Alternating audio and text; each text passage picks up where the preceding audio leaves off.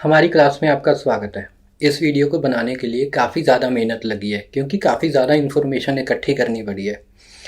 तो आप इस वीडियो को लास्ट तक देखना और मुझे कमेंट्स में बताना कि आपको ये वीडियो कैसी लगी, अच्छी लगी, बुरी लगी। अगर बुरी लगी तब भी बता देना क्योंकि मुझे फीडबैक चाहिए ताकि मैं समझ सकूँ कि आपको कैसी वीडियोस पसंद है, ताकि मैं वैसी ही वीडियोस बनाऊँ।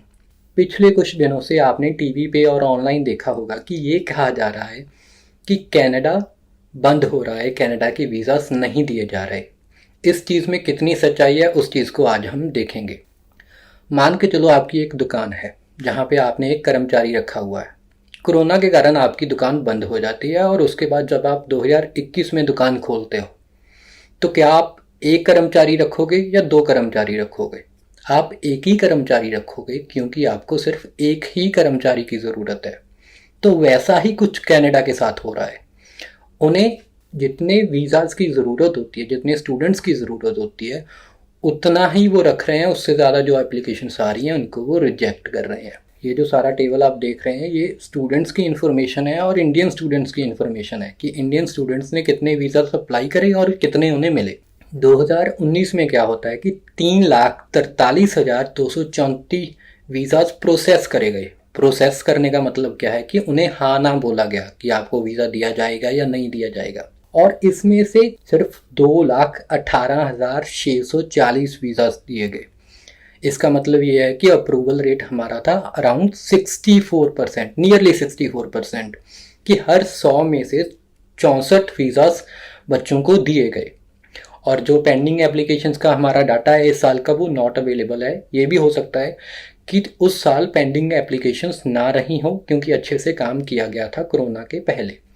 2020 का डाटा नहीं अवेलेबल है क्योंकि कोरोना के कारण तब वीज़ास नहीं लग रहे थे।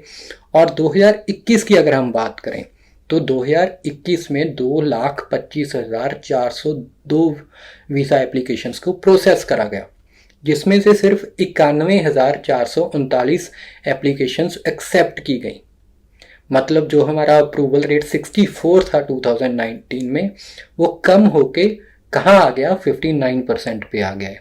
और इस साल एक चीज़ और होती है कि जो हमारी पेंडिंग एप्लीकेशंस थी वो भी कितनी होती हैं, 4,30,286। इसका मतलब क्या है कि ये वो एप्लीकेशंस थी जो 2021 में कंसीडर ही नहीं करी गई और वो कैरी ओवर होके चली गई कहाँ, 2022 के अंदर। और अगर मैं पूरी एप्लीकेशंस की बात करूं, ये तो सिर्फ स्टूडेंट वीज़ाज़ की एप्लीकेशंस है।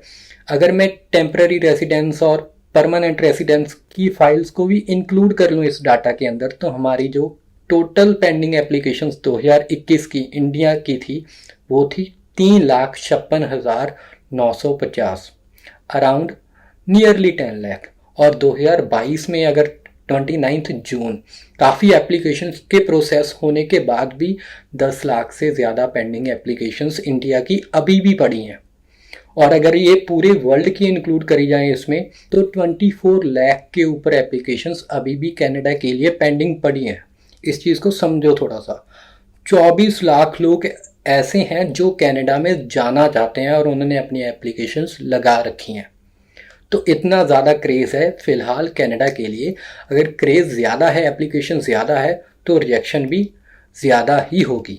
और भी कई कारण हैं जिनके कारण रिजेक्शन हो रही है, वो मैं आपको बताता हूँ।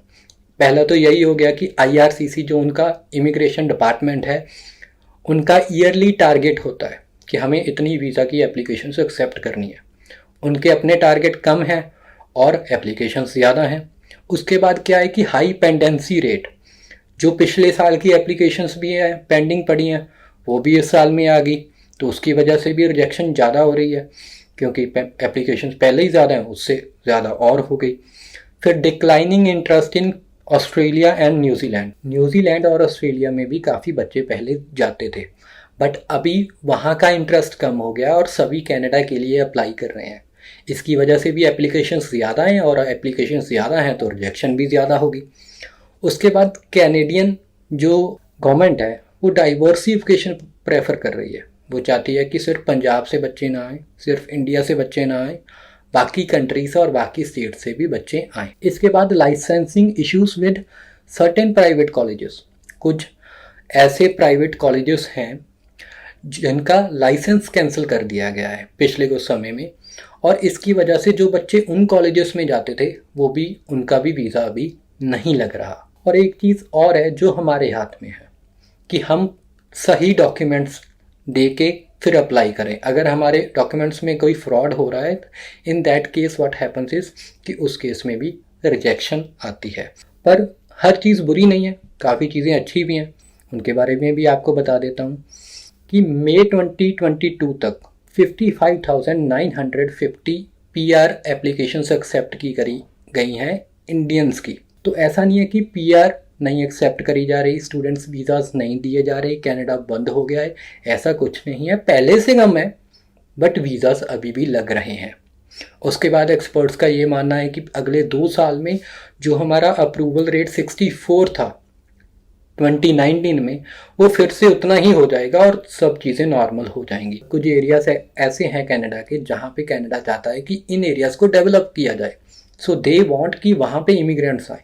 तो अगर आप उन एरियाज़ में अप्लाई करते हैं, वहाँ के कॉलेजेस में अप्लाई करते हैं, in that case what will happen is कि आपका वीज़ा लगने के चांसेस बढ़ जाएंगे।